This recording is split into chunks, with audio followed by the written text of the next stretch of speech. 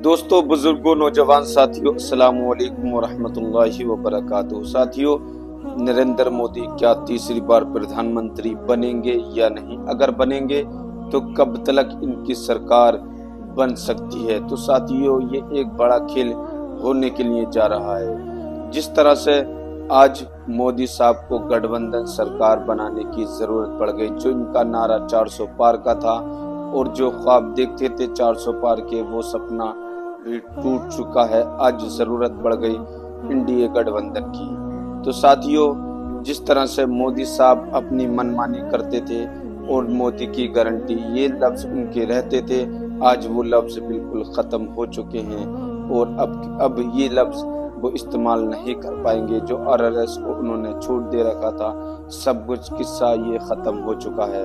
तो साथियों, इस वीडियो के अंदर देखिए किस तरह से मोदी साहब की सरकार बनेगी या नहीं बनेगी, या मोदी साहब तीसरी बार प्रधानमंत्री बन सकते हैं या नहीं। तो चलिए देखते हैं वीडियो के अंदर। शुरुआत केपी मलिक सर से। सर, कभी भी गच्चा दे सकते हैं नायडू और नीतीश, बड़ा खेल होने जा रहा है। मोदी प्रधानमंत्री तीसरी बार बन पाएंगे, नहीं बन पाएंगे? देखिए प्रज्ञा, इतनी जल्दी अंदाजा लगाना मुझे लगता है जल्दबाजी है। ये तमाम ऑफर जो आप दिखा रहे हैं, ये भारतीय जनता पार्टी, और आप भारतीय जनता पार्टी मत कहिए, अब तो मोदी जी ने कह दिया है कि एनडीए और हम लोग सब मिलजुल कर रहेंगे। अब मोदी जी की गारंटी और मोदी जी का सारा मामला जो है अब वो हट गया है, वो भाजपा और एनडीए हो गई है। ये उनकी तरफ से ऑफर किया गया है। और नीतीश कुमार और तेजस्वी की एक जो जुगलबंदी है, मैं आपको बहुत पहले से कहता रहा हूं कि वो एक जुगलबंदी है और वो कहीं ना कहीं एक किसी रणनीति के तहत काम कर रहे हैं। इसलिए मैं इन चीजों से इत्तेफाक नहीं रखता हूं कि इतनी आसानी से नीतीश कुमार मान जाएंगे। क्योंकि सर नरेंद्र मोदी जी को आदत नहीं है सत्ता शेयर करने की, मंत्रालय शेयर करने की। अगर मान लीजिए, ये देखिए यहाँ पर आप देखिए, ये स्लाइड निकल गई। यहाँ पर आप देखिए कि ये क्या क्या मांग रहे हैं। स्पीकर मांग रहे हैं, गृह मांग रहे हैं, परिवहन मांग रहे हैं, रक्षा मांग रहे हैं। रक्षा ले लेंगे, गृह ले लेंगे तो फिर अमित शाह क्या करेंगे? रक्षा ले लेंगे तो राजनाथ क्या करेंगे? स्पीकर ले लेंगे तो फिर बाहर कैसे भेजेंगे? सारे सांसदों को सस्पेंड कैसे करेंगे? ये सब कैसे करेंगे? 5 से 6 मंत्रालय मांगे हैं। और अगर मान लीजिए सर, एक चीज और है, नायडू के पास में 16 सांसद हैं, 12 हैं, जेडीयू के पास में 28 होते हैं। अगर ये लोग नरेंद्र मोदी का साथ छोड़ते हैं, बीजेपी का साथ छोड़ते हैं, तो बीजेपी अल्पमत में आ जाती है। 6 सीटें और चाहिए होंगी अगर ये दोनों लोग साथ छोड़ देंगे। और अगर ये दोनों लोग जाते हैं इंडिया के पास, तो इंडिया को सिर्फ 4 लोग और चाहिए होंगे सरकार बनाने के लिए।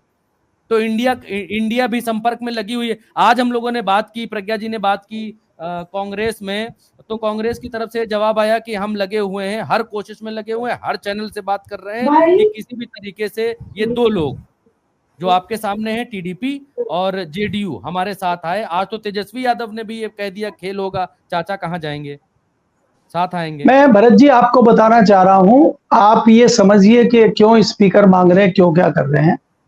भारतीय जनता पार्टी, खासकर अमित शाह और मोदी का अगर आप पिछला इतिहास देखें, जिसके साथ भी इन्होंने गठबंधन किया, उस पार्टी का सत्यानाश करने के लिए, तोड़ने के लिए सबसे पहले ये काम शुरू करते हैं।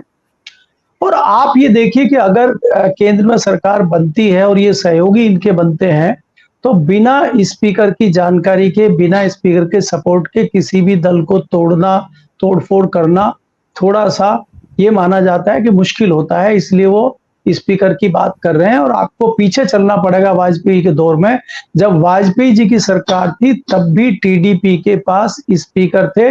बाल योगी जी इन्हीं की पार्टी के स्पीकर थे।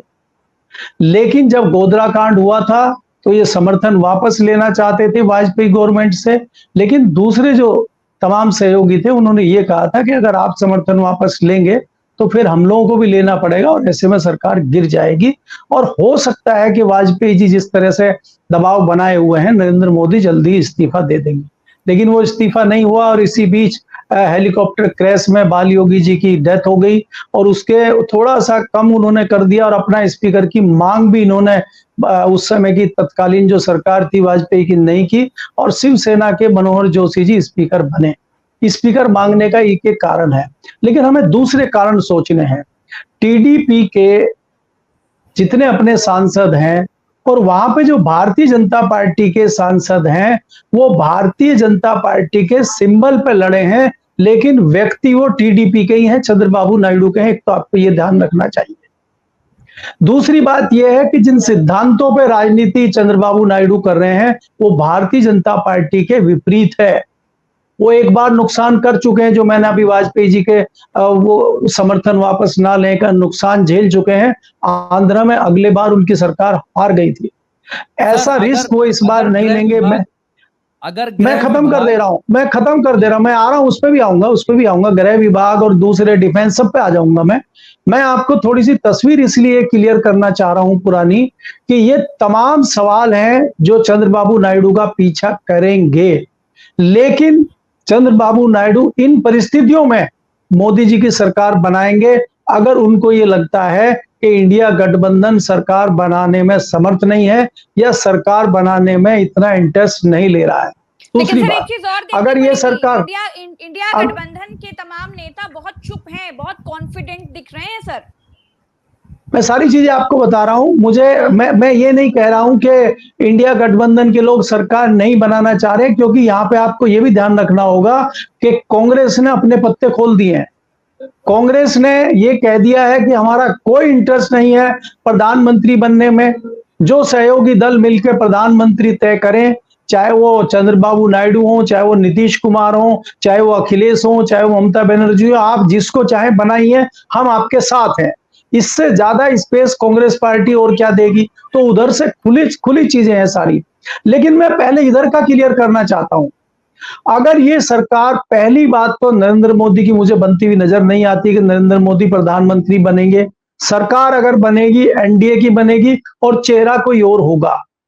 दूसरी बात आपको ये देखना होगा कि आज दिल्ली में एनडीए की बैठक के नाम पे अमित शाह ने और नरेंद्र मोदी ने तमाम विधायक एमपीओ को बुलाया है और उसको एनडीए की बैठक का नाम दिया गया है, जबकि वो एनडीए की ऑफिशियल बैठक नहीं है।